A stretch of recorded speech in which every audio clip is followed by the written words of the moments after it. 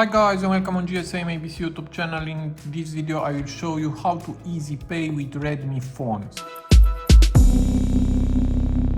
So here I have a Redmi Note 15 5G and it's the same also for the Pro version. And if you want to easy pay with your lock screen on, so just swipe to the left and here select Toolbox. And here you can turn off personalized services, tap agree, and as you can see now here appears Google Wallet. Tap on it, use your fingerprint or code and put your phone over the POS and pay very easy. So it's very easy to do it.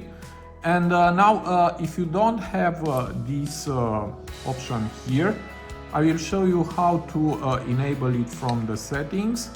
So for that, just go to settings and here tap on lock screen and here scroll and we have here Wallpaper Carousel. Tap on this feature and here you can tap don't agree and we have here swipe right to view more. Enable this feature and here where you have show, tap on it and select Toolbox and tap confirm. And now if you want to pay with your phone, just swipe to the left and here is the Toolbox, tap on Google Wallet, use your fingerprint or code and hold to the reader and pay. So it is very easy. I hope this video to be useful for you and see you to the next one. Have a nice day.